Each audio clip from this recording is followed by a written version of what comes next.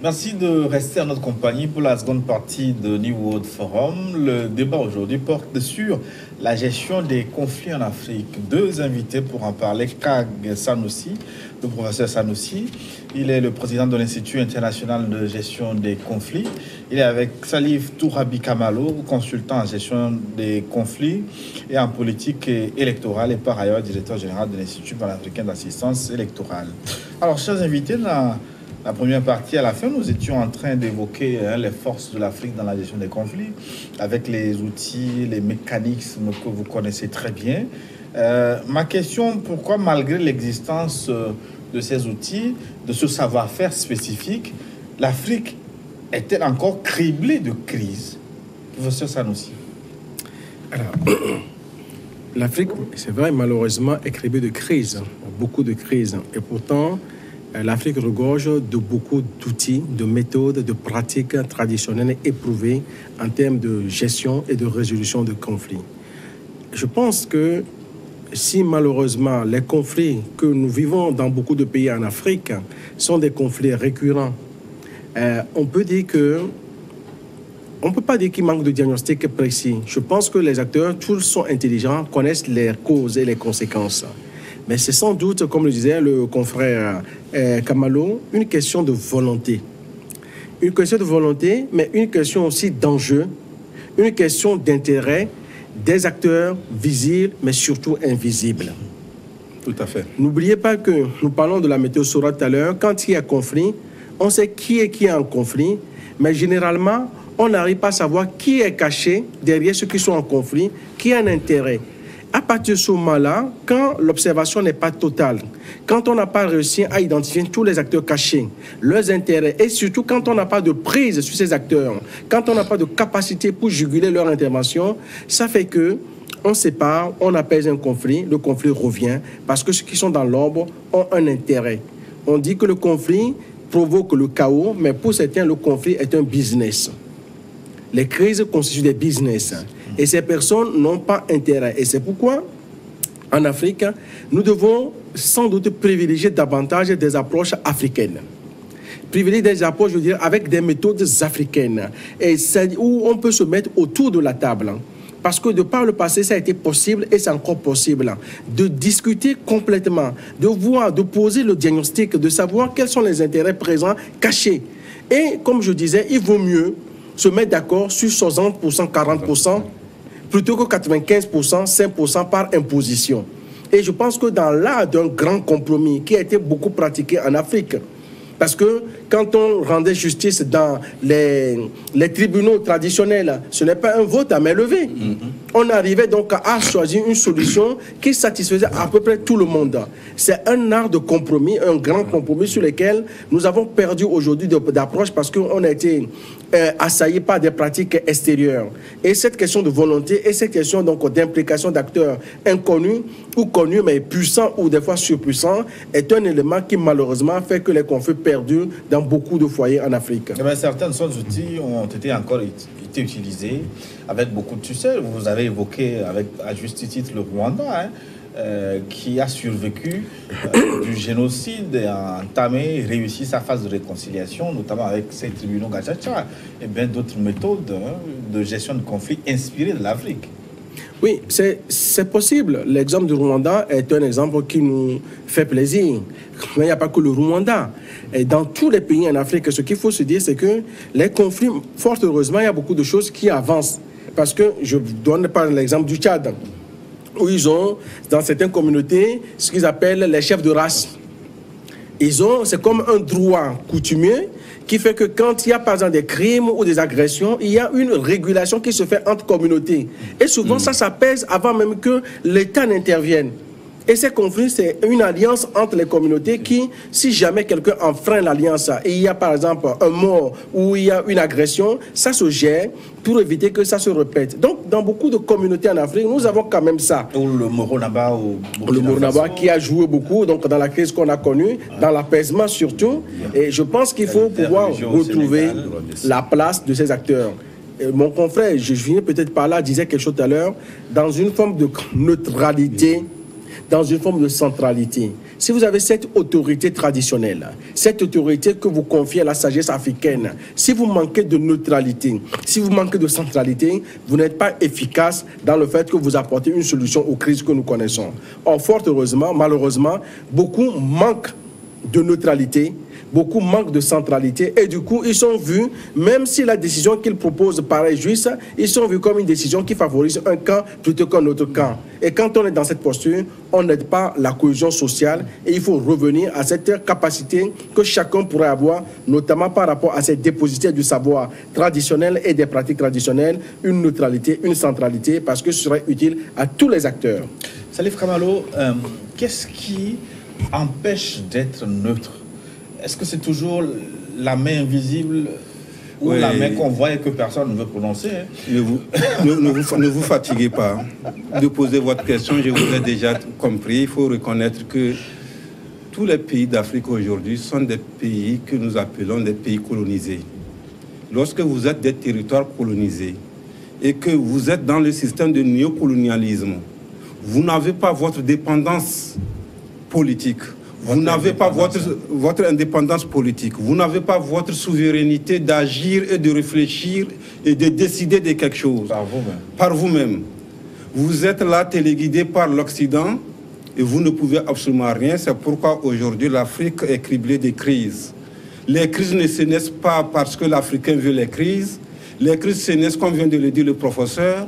C'est un enjeu de business. C'est les enjeux de géopolitique qui s'imposent à l'Afrique aujourd'hui. Vous allez prendre l'exemple de la crise du Mali. Pourquoi depuis plus de 3 ans, nous ne pouvons pas mettre en exergue également les accords d'Algérie? C'est parce qu'il y a des intérêts qui se jouent entre les acteurs qui ont été identifiés, mais ceux qui sont dans les tapis de l'ombre, les Occidentaux qui pilotent, qui tirent les ficelles aujourd'hui, ils nous mettent dans des difficultés. C'est parce qu'à travers ces crises, ils vont vendre leurs armes, ils vont vendre tout le matériel qui concourt à aller dans les conflits. Donc ça fait des revenus aux industries des armes, ça fait des revenus également aux colonisés. Et les colonisateurs qui vont venir vous dire, bon, nous allons vous apporter à la stabilisation de vos régions. Oui, mais ça en même temps, c'est quand même trop facile, non? Des gaillards qui disent... Non, il n'y a pas de gaillards en Afrique. Les Africains ne sont pas des gaillards. Vous savez, dans plusieurs chaînes africaines, on traite de nos chefs d'État des sous-préfets de Paris. Parce qu'aucun chef d'État des précarés français ne peut pas prendre une résolution pour sortir son pays de la précarité. C'est d'ailleurs pourquoi, moi je le dis, quand nous faisons face à des oppositions aujourd'hui, il faut qu'une opposition africaine sérieuse et sincère se dise, le combat n'est pas un combat national, c'est un combat de faire en sorte que nous puissions couper la chaîne ombilicale qui nous lie avec l'Occident. Quand vous prenez le contexte de ce que nous appelons la géopolitique internationale, la géopolitique, qu'est-ce que la géopolitique? Vous étudiez la politique, vous étudiez également ce qu'est la géographie. La géographie, c'est ce qui se trouve sur votre sol et le sous-sol. Les gens ont planifié vos territoires depuis 1884 à quelque part, je ne sais pas, pour partager l'Afrique. À partir du moment où vous avez aujourd'hui l'Afrique subit également les crises des lignes frontalières. J'annonçais ça dans mes premiers propos, avec le Cameroun et le Nigeria, vous avez également le Sahara occidental, vous avez d'autres pays, le Mali et le Burkina Faso en ont fait également la guerre. Vous avez le Bénin et le Niger qui discutent également sur une bande. Et maintenant, toutes ces crises ont été créées d'une manière pour pouvoir favoriser à ce que ces gens-là puissent nous téléguider sur leur manière de pouvoir s'en approprier de nos ressources aujourd'hui. Mais maintenant, qu'est-ce que l'Africain lui-même, s'il veut qu'on le respecte, qu'il soit homme comme les autres races du monde, qu'est-ce que nous allons nous donner? C'est pourquoi vous ne pouvez pas complètement oblitérer votre culture, votre identité culturelle et prendre également ce qui vient de l'étranger pour imposer. C'est pourquoi nous avons les difficultés. Pourquoi on n'arrive pas à régler les problèmes? Non seulement que ceux qui gèrent cette crise sont téléguidés par l'Occident, mais également il y a un problème qui se pose.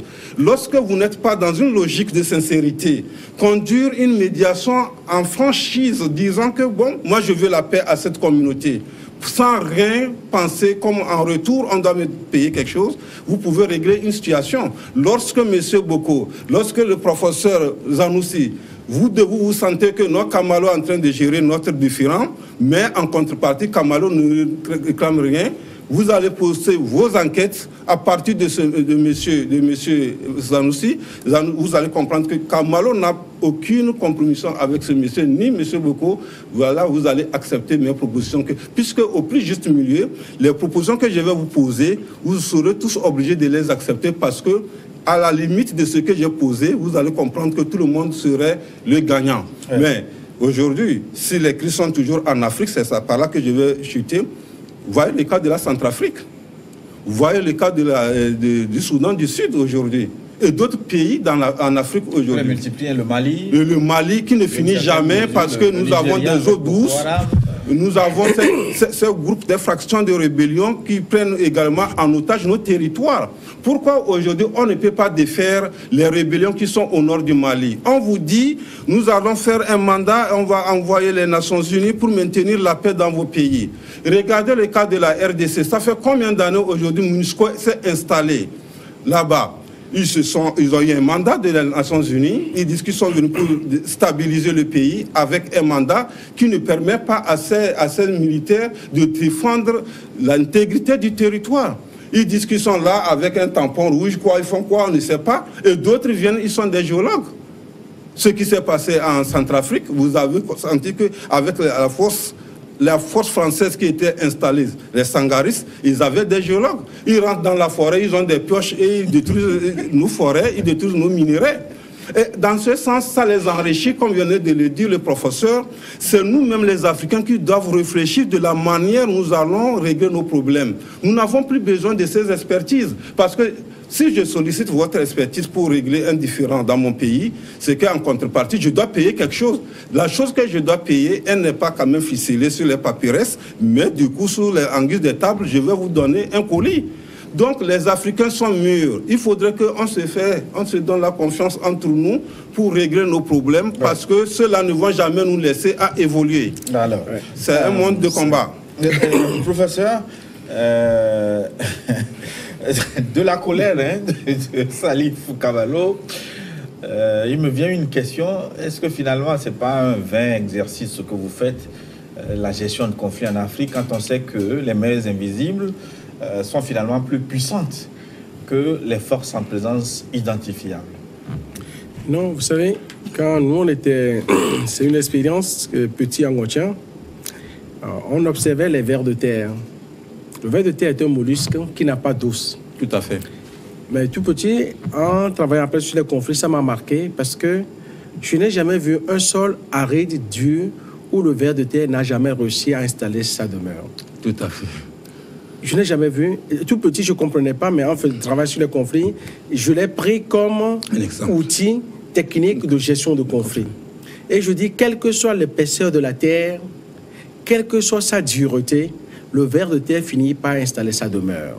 Cela veut dire que ce que nous faisons n'est pas vain. Nous sommes dans un monde mondialisé. Et il y a un art négociationnel. C'est vrai que l'Afrique doit rentrer dans une nouvelle phase d'indépendance. Un chef d'État africain est à plaindre. Parce que toutes les contraintes auxquelles ils sont confrontés, qu'ils ne peuvent pas dire. Tout à fait, tout à fait. Toutes les contraintes auxquelles ils sont confrontés. Il faut rien que les questions économiques, rien que l'impact des multinationales, rien que le fait que des fois, il n'a pas la main sur toute son économie pour diriger son pays. Il ne peut pas faire les prêts comme il veut. Donc, je dis... Sa sécurité. Mais sa sécurité. Donc, je pense que c'est que si le peuple savait ce que endurent la plupart des chefs d'État en Afrique, le chef se dit, mais il faut être fou pour accepter d'être à cette place-là. Oui. Je vous assure. Il n'empêche que on choisit d'être chef. Hein. Quand on choisit, on assume. Il y a maintenant beaucoup de convoitises. Hein. Il y a d'ailleurs beaucoup de convoitises. C'est pourquoi on va en parler, on a des crises, parce que tout le monde veut devenir chef. Hein. Donc ça, c'est une évidence. Ça. Il n'empêche que c'est difficile. Ce que je crois, c'est que il y a une solution à tout. Aujourd'hui, les crises qu'on a en Afrique, nous avons beaucoup d'acteurs. Vous avez aujourd'hui une société civile en Afrique qui monte en puissance, qui est un tiers acteur qui rentre dans le jeu. Là où avant on ne demandait pas sa voix, aujourd'hui la société civile s'invite pour dire un certain nombre de choses. Est-ce que ce n'est pas un autre piège? Parce que cette société civile, la plupart du temps, elle est financée de l'extérieur. Non, je parle des sociétés civiles africaines qui travaillent sereinement. Nous avons des sociétés civiles, des fois internationales, où certains Africains, effectivement, qui sont financés, des fois même pour mettre en difficulté certains régimes ou certains acteurs. Exactement. Et ça, il faut pouvoir être en mesure de séparer les livrets du vrai. Oui, dénoncer cela. Mais je pense que la structure intellectuelle de la société africaine, c'est de se dire que comment on contribue à ce que dans nos États, il puisse y avoir un mieux vivre pour chaque citoyen. Et je pense qu'aujourd'hui, les choses sont en cours. Beaucoup de chefs d'État, quoi qu'on en dise, ont pris conscience de, je dirais, cet embrigadement dans lequel on se situe, comment s'en sortir pour faire en sorte qu'aujourd'hui, on puisse avoir toute la liberté de diriger les pays. Et ça, vous savez, nous sommes dans un monde globalisé. Tout à fait. Et vous le disiez tout à l'heure, quand vous voulez être appuyé, il faut avoir des gens placés à tel endroit. C'est l'approche négociationnelle. Vous ne pouvez pas décider, vous tout seul, en disant, moi, j'arrête ceci. Vous ne pouvez pas. Parce que nous sommes dans un monde interdépendant, interconnecté. Donc, c'est avec de la sagesse. Et c'est pourquoi je ramène l'histoire du ver de terre, le mollusque. C'est avec cette sagesse-là, étape par étape, qu'on va réussir à faire en sorte que là où on avait 15%, on va avoir peut-être 35% pour arriver à 50%, parce que ce n'est pas une marche brusque, c'est une marche programmée, mais il faut avoir la conviction, avoir le cap et ne pas s'en détourner. C'est possible. Il faut avoir cette conviction-là, et je pense que c'est ensemble, même si on n'est pas en synergie ouverte, mais c'est ensemble avec la conjugaison des efforts des uns et des autres qu'on fera en sorte que le peuple africain, et c'est la finalité, tous les citoyens africains puissent vivre en harmonie dans leur pays, avec les richesses de leur pays, et faire en sorte que chacun puisse avoir accès à la santé, à l'éducation. C'est tout ce que les gens demandent. Et je pense que c'est possible avec cette ténacité, et je dirais ce cap qu'on se donne pour avancer ensemble. Oui, vos propos, est-ce qu'ils ne sont pas en train de rejoindre un extrait du discours de Joseph Kabila Kabange à l'investiture de Tshisekedi, quand il disait, il lançait un appel pour que les Congolais travaillent ensemble pour éloigner l'étranger dominateur. C'est justement ça que l'Africain lambda doit comprendre. Nous ne pouvons pas retrouver ou gagner notre légitimité hors de nos frontières. Si nous avons des difficultés entre nous, nous devons nous donner de la main pour que nous puissions s'asseoir et réfléchir. Qu'est-ce qui nous assaille? Qu'est-ce qui nous crée des difficultés? Votre contribution, ma contribution, sa contribution, nous pouvons trouver une solution.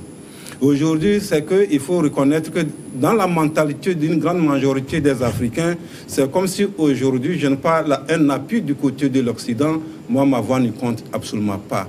Si nous faisons la comptabilité des crises que nous connaissons aujourd'hui, depuis les indépendances à nos jours, et voyons comment est-ce que l'étranger s'est infiltré dans ces crises, et jusqu'à quel point nous avons pu régler nos crises, vous allez faire un tableau, vous allez présenter un tableau sombre, si noir, un tableau si noir. Nous n'avons pas pu régler nos problèmes, nous n'avons fait que les déplacer. Maintenant, si M. Kabila, lors de son discours d'adieu, il incitait à la communauté nationale de la RD de faire en sorte que tout le monde puisse travailler la main dans la main avec le nouveau président. Ce n'est qu'une bonne invitation, ce n'est qu'un bon discours. Et c'est ce qui nous manque. Aujourd'hui, c'est ça. Et nous devons cesser de faire en sorte que nous faisons pitié aux autres, parce que c'est ce qui crée le problème. Si moi, aujourd'hui, j'ai un problème ici au Togo, je vais chercher à rencontrer acquis des droits. Voilà acquis des droits. Si c'est le chef de l'État, voilà le problème qui est posé. Comment est-ce que nous allons résoudre ce problème? Je ne peux pas opposer, parce que vous avez fait un discours tout à l'heure qui est très pertinent. Les chefs d'État subissent vraiment une pression à laquelle son peuple et les acteurs politiques ne peuvent pas comprendre. C'est parce qu'ils ne disent pas, ils ne parlent pas. Mais il faut s'asseoir avec le président, il va t'en expliquer les situations sur lesquelles ils sont confrontés aujourd'hui. Quand vous parlez de la crise économique, quand vous parlez également de l'économie du franc CFA aujourd'hui, aucun pays de l'espace CEDEAO ne dispose d'une politique monétaire, ni moi-même la BCEAO. Nous n'avons pas une politique monétaire. Vous prenez les cas comme les États-Unis aujourd'hui. Lorsque les entreprises américaines végètent aujourd'hui, ils ont la possibilité de créer les planches à billets pour pouvoir soutenir l'économie de leurs institutions et de leurs sociétés. Mais pour nous, aujourd'hui, comme nous sommes des derniers de ce bas monde, tout le monde est assis sur nous, on accepte aujourd'hui tout ce que nous vivons. Donc pour que nous puissions aujourd'hui taire toutes ces querelles, il faudrait que les Africains réfléchissent. Ce ne sont pas les chefs d'État qui causent un problème. Moi, je m'en souviens, lorsque nos États prenaient leurs indépendances, nous avons le multipartisme. Chez moi, au Togo, comme vous aussi, vous êtes des Togolais, vous le savez comme moi, on avait le CUT, le PTT et tous les partis politiques, ils étaient là. Mais en 1958, en sont aujourd'hui, on venait à nos indépendances, on vous fait comprendre que, bon, vous voyez, compte tenu de certaines difficultés, parce que vous êtes des jeunes nations, vous allez former des États unitaires pour pouvoir canaliser vos actions politiques et tout. Mais au fil des jours, les nationalistes, les chefs d'État nationalistes sont où aujourd'hui? La crise n'est pas née aujourd'hui. Les crises existaient de tout son temps. Donc nous qui sommes dans la résolution des conflits aujourd'hui, nous devons faire comprendre à nos frères qui ne comprennent pas. Ce n'est pas ceux qui sont au pouvoir qui causent le problème. Le problème se trouve ailleurs. Et comme ce problème se trouve ailleurs, qu'est-ce qu'il y a lieu de faire? Il faut que nous puissions s'asseoir ensemble, discuter de manière ce que nous pouvons faire pour pouvoir créer une grosse barrière pour que l'ennemi ne puisse pas nous s'infiltrer. Mais maintenant, si aujourd'hui, à chaque difficulté, on n'arrive pas à trouver des solutions entre nous, l'ennemi qui a pistolé, qui a lancé le déclic aujourd'hui, il est en train de sourire parce que tôt ou tard, il va venir vous vendre les armes comme ce qui se passe au nord du Mali. Mais une question, professeur Sanoussi. Dans la mesure où l'Occident lui-même est très divisé, pourquoi l'Afrique n'arrive pas à tirer meilleur profit de cette guerre entre eux pour se libérer? Vous me permettez d'apporter une précision quand même où c'est que l'Occident a beaucoup de torts. Et vous savez, dans nos traditions, on dit si le sorcier de ta maison ne te donne pas, celui de l'extérieur ne doit pas te manger. Cela veut dire que c'est d'abord un problème africain. Quelqu'un a dit si nous sommes divisés, l'ennemi s'infiltre. Voilà, il y a plusieurs références. Donc c'est-à-dire qu'on ne peut pas faire le focus que sur l'Occident. Parce qu'on a aussi qu'en fonction de comment tu t'enchaînes à ta joue, ainsi on te gifle. Ouais. Donc je pense que d'abord, il y a une prise de conscience africaine pour se dire que ce qu'on peut faire, quand on est capable de le faire ensemble, on peut changer tous les rapports de force. Et ça, il faut commencer par consolider nos sociétés. Il faut commencer par travailler autrement ensemble. Il faut savoir comment conjuguer les forces africaines ensemble. Parce qu'aujourd'hui, s'il y a une fragilité dans des pays, pour un pays à la fragilité, les acteurs n'arrivent pas à se mettre d'accord sur un schéma typique. Mais vous êtes tellement fragile que n'importe qui peut venir semer le désordre. Tout à fait. Pour vous mélanger. Mais si vous regardez un couple, si vous avez un problème dans un couple entre le mari et la femme, si le problème ne sort pas, comment l'extérieur peut venir semer la zizanie entre vous? Si nous prenons cet exemple-là, c'est valable pour un État. Entre le mari et la femme, entre l'homme et son épouse, les problèmes se gèrent là. Vous ne sortez pas pour aller parler dans la famille à côté, pour vous dire que vous cherchez de l'aide. Vous gérez. Mais quand vous le faites, généralement, on règle mieux les problèmes. Mais quand ça sort, on ne maîtrise plus et c'est là où les gens s'infiltrent. Donc je pense que le problème que nous avons en Afrique, c'est d'abord comment nous-mêmes, Africains, comment on réussit à mettre en place des modes de gouvernance, des modes d'interaction, de gestion, des modes d'accession au pouvoir, pour faire en sorte que quand il y a un problème, comme on faisait avant dans nos traditions, nous trouvons nous-mêmes les mécanismes de résolution de ces problèmes pour faire en sorte qu'on peut se frapper dans la chambre, dans l'antichambre, mais quand on sort au salon, on est tous unis. Cela ne veut pas dire qu'il y a de la divergence. Cela veut dire qu'il y a un cap collectif sur lequel nous sommes tous focalisés et que quoi qu'il arrive, nous défendons ce cap. Même s'il y a des divergences entre nous, nous gérons ces divergences-là. Et je pense que c'est possible. C'est des formes de refondation, c'est des formes donc de process de changement dans l'avancement et qu'on peut mettre en place dans beaucoup d'États pour faire en sorte que l'émancipation que chacun demande, parce que je ne vois pas un seul Africain, qu'il s'agisse de celui qui est au pouvoir, que celui qui est dans l'opposition, que celui qui est dans la cité, je ne vois pas un seul qui n'a pas envie de ce changement pour que l'Afrique puisse vivre vraiment de ses ressources de manière entière. Ce qu'il dit, M. Kamali, il me semble que ça tient la route, parce que vous ne pouvez pas demander une chose et son contraire. Il y a certains pays qui appellent, qui demandent la tutelle de l'étranger. Après, il ne faut pas se plaindre que l'étranger là vous domine. Oui. La dernière fois, on a vu Idriss Déby demander l'appel à l'intervention de la France pour chasser les rebelles. Le Mali a appelé à la rescousse la France, etc. Mais après, il ne faut pas se plaindre que on vous crée des problèmes. Oui, c'est un peu ça le paradoxe de ce que nous appelons la mentalité africaine. Vous savez, les problèmes ne sont pas les mêmes. Elles n'ont pas les mêmes dimensions. Ces rebelles tchadiens, qui les a armés? Ils ont trouvé les pick-up, ils ont trouvé les armes sophistiquées? Voilà. Ça, c'est aussi une autre question. Voilà. Et le problème de l'Afrique, nous avons un problème de gouvernance politique. C'est ce qui met en déphasage entre le peuple et les gouvernants. Si aujourd'hui, dans la gouvernance politique, les choses marchent normalement, la répartition de la richesse, la répartition des postes ne se pose pas un problème de dispute entre les citoyens, je pense qu'on n'aura pas plus de difficultés à contenir des choses comme ça. Bon, vous voulez dire qu'il faut une forme de gouvernance pour mettre en confiance tout le monde, une distribution des richesses pour que tout le monde se C'est l'évolution du monde qui impose ce système. Ouais. Vous ne pouvez pas bien habillé, bien garni, avec votre ventre bien ballonné. Et moi, Kamado, je suis là comme une petite souris de l'église. Et ça pose un problème. Quelqu'un mange, quelqu'un ne mange pas. Quelqu'un dort, quelqu'un au garde-vous, lui n'a même pas mangé.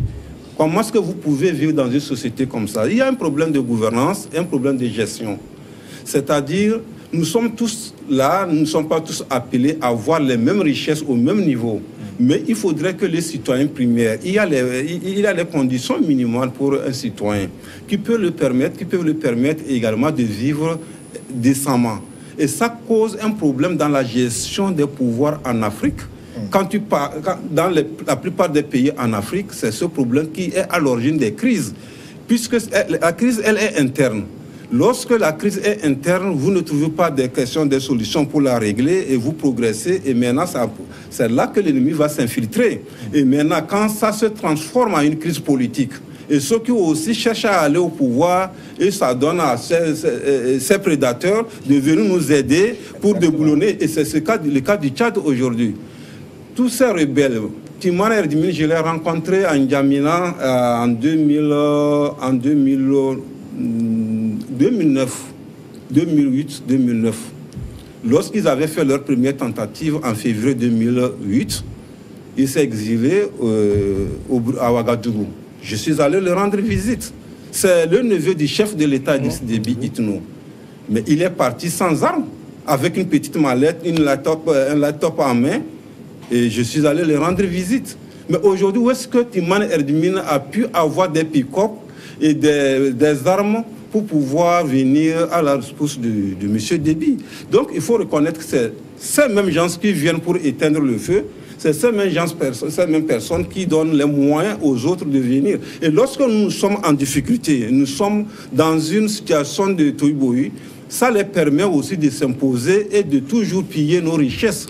Vous voyez, le Tchad, c'est un pays très pétrolier, un pays qui a des eaux douces. Quand vous allez dans les massifs de Faya Lardio, ça fait quelque chose de 1200 km de N'Djamena. C'est le désert. Mais dans ce désert, c'est ce qui a opposé la crise avec la Libye sur la bande d'Aouzou.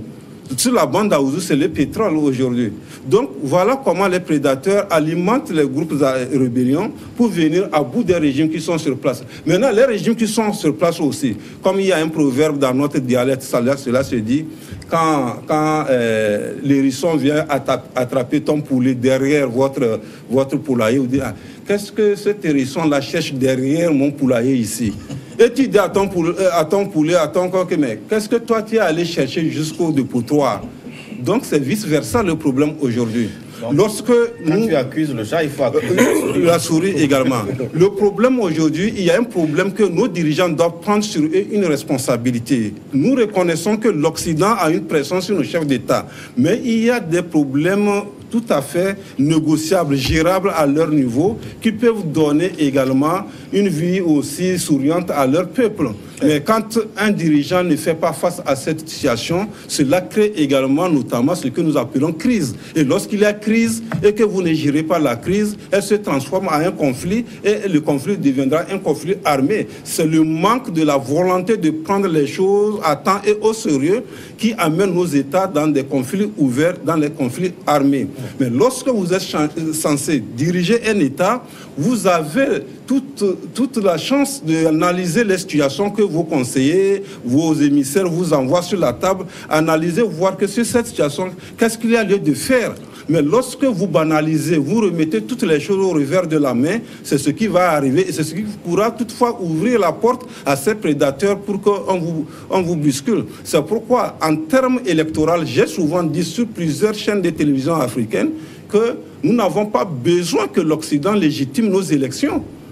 Nous-mêmes, nous pouvons légitimer nos élections parce que nous sommes dans les États où il y a des institutions qui sont là. Ça vient de se passer en République démocratique du Congo. Professeur Sanoussi, finalement, il me semble que pour être un bon gestionnaire des conflits en Afrique, il faut d'abord étudier les relations internationales, comprendre la géopolitique mondiale. Oui, quand on est axé sur les conflits holistiques, vous êtes obligé. On parlait de l'Occident. L'Occident n'est pas un ensemble homogène. Tout à fait. Le pays n'est pas homogène. Vous avez le pays officiel et vous avez donc les cabinets non officiels. Vous avez des multinationales non officielles. Donc un État peut avoir une politique claire et précise avec un autre État, mais il y a d'autres acteurs qui jouent des rôles d'influence. Il faut comprendre ça. Et c'est pourquoi, dans notre approche, c'est une approche équilibrée, parce que l'idée, c'est d'accompagner les pays à mieux s'en sortir, à gérer leurs conflits, mais en même temps, ne pas les sortir donc, du Conseil des acteurs internationaux. Et c'est important. Et donc, oui, la géopolitique est importante. Il faut comprendre le rôle des acteurs, les acteurs visibles et invisibles, parce que l'Occident, c'est un ensemble non cohérent du tout. Et quand on dit Occident, il faut savoir de quoi on parle, de qui on parle. Et sinon, on peut se tromper dans l'analyse et on peut se tromper dans les solutions. On a vu dans certains pays, par exemple, développer une haine par rapport à certains pays du fait d'une incompréhension des choses en fonction donc, de tel acteur. Voilà, vous savez, tout ça, c'est délicat et c'est pourquoi il faut instruire. Il faut instruire le peuple, il faut instruire la masse, il faut instruire les acteurs qui sont aux commandes des choses. Parce qu'en fonction de là où vous êtes, c'est ce qu'on appelle, nous, le principe de la fenêtre de Jouari. Vous ne pouvez n'avoir qu'un champ de vision à la fois. Or, nous avons besoin de tous les champs de vision pour avoir une approche, je dirais, bien éclairée de la situation et apporter les solutions qu'il faut. Voilà, pour faire les conflits, gérer les conflits, en tout cas, il faut avoir cette connaissance-là. Ou en tout cas, il faut se donner les moyens d'aller les chercher. Et cette hétérogénéité de l'Occident, c'est une chance aussi pour l'Afrique, non? Pas du tout, ce n'est même pas une chance. Vous savez, nous n'avons pas besoin également. Vous savez, on est dans un monde globalisé, comme il venait de le dire le professeur Sanoussi, mais quelque part, il faut se prendre en charge à un certain moment de ta vie. Vous ne pouvez pas vous dépendre de quelqu'un chaque jour que vous existez. C'est lui qui va venir vous donner l'eau minérale, c'est lui qui va vous donner l'eau potable à ta population, et tout se décide à partir de lui. Donc toi, tu n'existes même pas. Nous sommes dans un monde de confrontation. Les autres peuples que nous détestons aujourd'hui, les autres ont traversé des moments très difficiles. Quand vous prenez la France de 1789, ce n'était pas des moments aisés pour la France.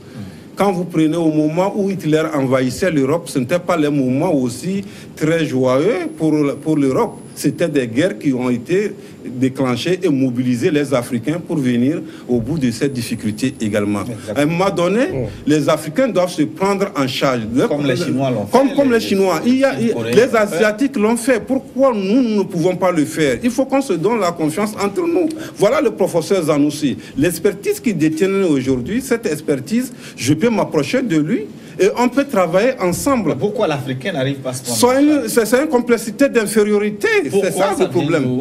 Parce qu'aujourd'hui, on vous fait croire que depuis les indépendances, en nos jours, lorsque nous avons formé les cadres africains, le cadre africain n'est plus en mesure de faire quelque chose qui peut aider à son développement ni à son épanouissement. Il faut toujours solliciter un petit ingénieur qui sort de ses études en France ou ailleurs, je ne sais où, pour venir vous dire que c'est ce que vous devez faire. Un expert comme le professeur Zanou se présente une feuille d'une résolution des crises comme il ne sort de rien d'une administration africaine ou de quelque chose de... On dit non, mais quel est ce document?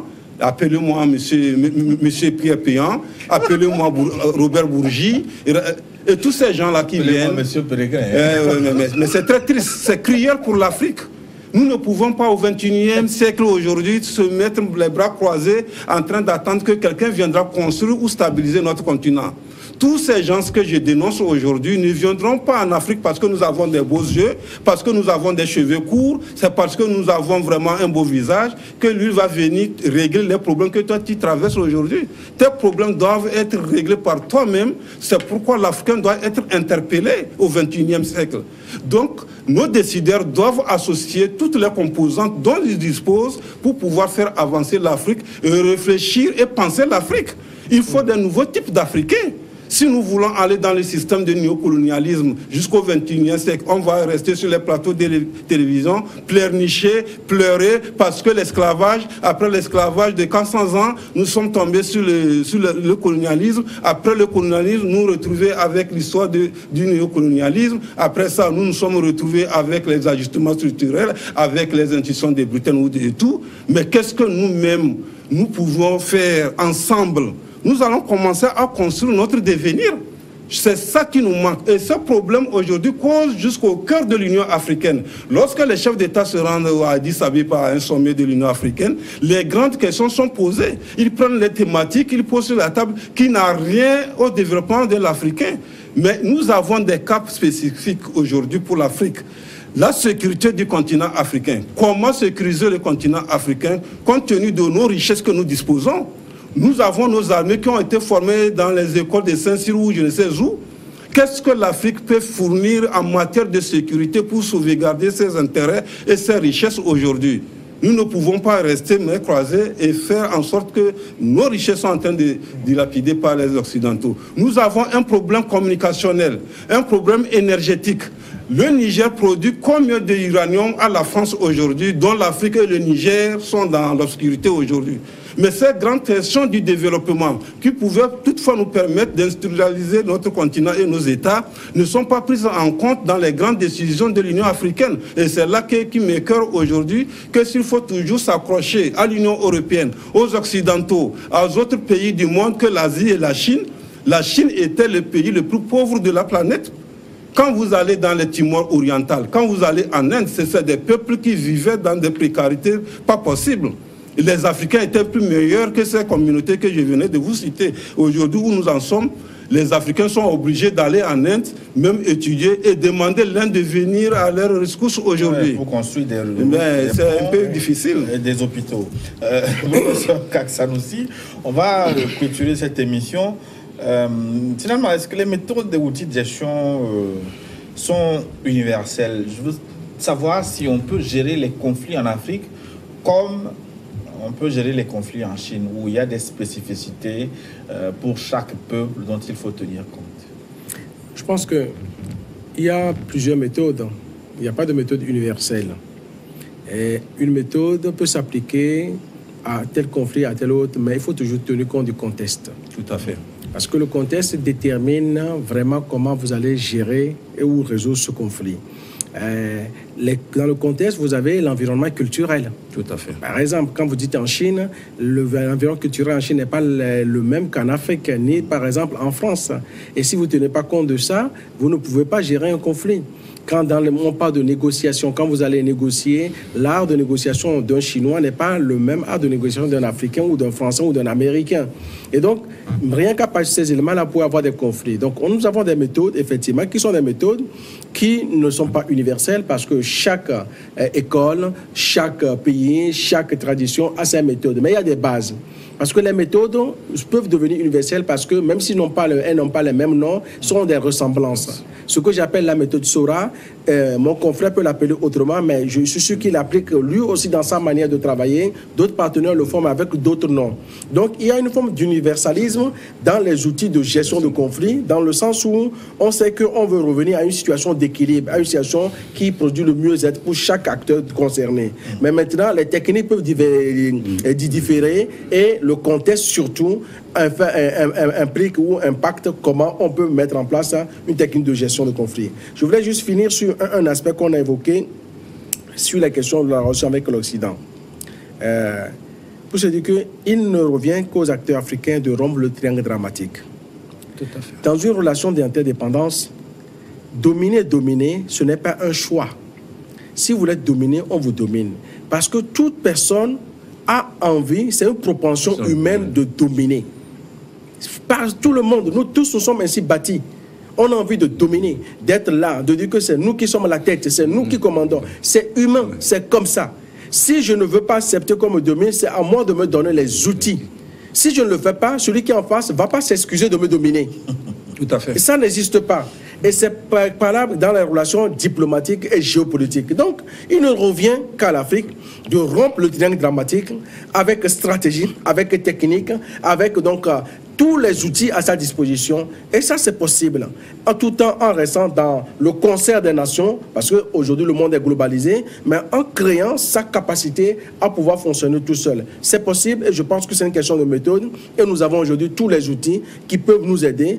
On n'a pas attendu pour commencer. Beaucoup de pays ont commencé. Il suffit d'amplifier le mouvement et de faire en sorte qu'il y a beaucoup d'acteurs qui se mettent dedans. L'Afrique peut-elle gérer seule ses conflits? Si elle est libre, l'Afrique seule peut gérer ses conflits. Si elle n'a pas une prééminence du dominateur, l'Afrique seule peut gérer ses conflits. Il s'agit de se donner la confiance entre nous. Nous n'avons plus besoin que quelqu'un vienne nous assister. Et je pense que le point de chute du professeur, c'est ça qu'il est totalement salutaire de reconnaître qu'aujourd'hui, nous devons nous-mêmes créer notre think-tank. Nous ne pouvons pas rester les bras croisés. Il faut que je vous fasse confiance, M. Gilles Boko, qu'en matière du journalisme, je n'ai plus besoin d'aller ailleurs, en Asie, chercher un journaliste talentueux. Je l'ai à côté de moi. Mais encore il faut que je démontre mes talents, non? Mais vous les avez déjà démontrés sur le plateau. Est-ce que j'en ai besoin d'aller ailleurs? Donc l'Afrique peut régler ses différends, mais à moins que nous, on se donne la main dans la main, on se fait confiance entre nous et essayons de faire en sorte que nous puissions créer un autre type d'Africain. Surtout le patriotisme doit animer l'Africain. L'Africain doit être un patriote. Il doit dire que ce qui doit toucher au continent, je ne vais pas laisser faire. Il ne faut pas aller s'engager parce que, compte tenu des intérêts individuels, je vais laisser pour que mon territoire soit attaqué, mon continent soit attaqué. Il faut que nous dépassions ce cap pour aller dans l'émergence du continent africain.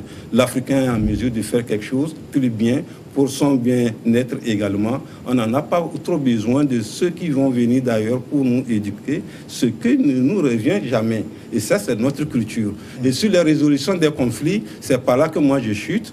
Je pense que nous devons redéminaliser également ce que les chefs traditionnels et les chefs religieux mettaient en exergue pour régler les différends qui existaient en son temps, pour que nous puissions régler également les situations que nous vivons aujourd'hui, non seulement au Togo, mais également sur le continent africain. Je pense qu'il faut qu'on se donne la confiance entre nous. Nous y parviendrons à régler vraiment nos différends. Merci infiniment. Salif Tourabi Kamalo, nous arrivons donc à la fin de notre émission. Professeur Sanoussi, vous repartez bientôt, mais lundi, vous animez une conférence débat sur la pratique de l'intelligence négociationnelle à Lomé, à l'Agora Senghor. C'est quoi l'intelligence négociationnelle? L'intelligence négociationnelle, c'est les capacités qui sont données à chacun de mobiliser différents aspects de nos intelligences, parce que nous avons plusieurs types d'intelligence, de mobiliser plusieurs outils de manière combinatoire pour atteindre un objectif donné. Donc c'est l'art de négocier, l'art de conduire un projet, l'art donc d'atteindre un objectif avec la mobilisation de tous ces éléments. Et donc c'est un concept nouveau dans son approche, mais c'est un concept qui est bâti sur ce qui existe.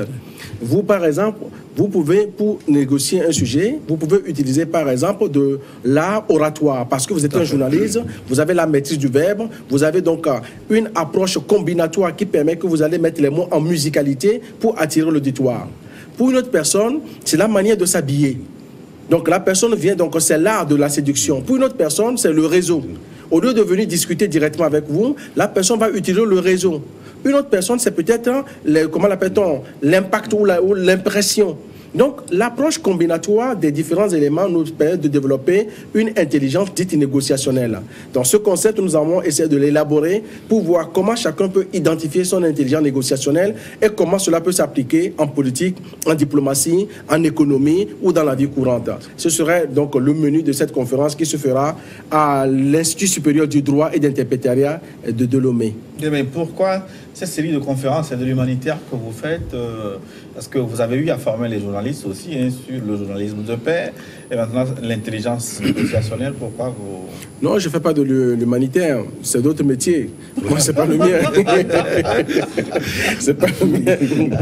Non, parce que moi, je pense que l'Institut fait ce qu'il pense qu'il doit faire. Les journalistes sont importants parce que c'est des acteurs qui peuvent aider à la paix ou qui peuvent donc envoyer des tensions, de la haine. Et donc, il faut qu'ils soient sensibilisés, qualifiés, rodés sur comment parler en période de crise et de risque et de conflit pour être des vecteurs de paix. Et c'est important que nos journalistes soient outillés sur ça. Et nous avons passé 2 jours en leur apportant de la qualification et puis aussi en les accompagnant avec un réseau qu'ils ont mis en place de journalistes pour la paix. Et cette conférence sur l'intelligence négociationnelle, c'est un concept nouveau. Je suis au Togo et donc c'est un plaisir de le partager parce que nous avons la conviction que ça aide à avoir des approches négociationnelles parce que c'est notre credo. Ça peut ne pas être celui d'autres personnes. Nous pensons que l'approche négociationnelle permet d'avoir des systèmes stables. Et comme je vous disais, il vaut mieux avoir 55-45, 60-40 qu'avoir 95-5. Voilà pourquoi donc, nous sommes là. Donc on profite pour partager avec tous les acteurs qui voudront bien participer à nos travaux. Et quelles sont les applications pour les acteurs? C'est une question que vous avez soulevée, à laquelle vous allez donner la réponse au cours de la conférence. Tout à fait, parce que l'intelligence négociationnelle, d'abord, il y a une formation qui se met en place pour que chacun comprenne. Par exemple, M. Kamalo, c'est quoi ses points forts? Parce que nous avons des dominantes.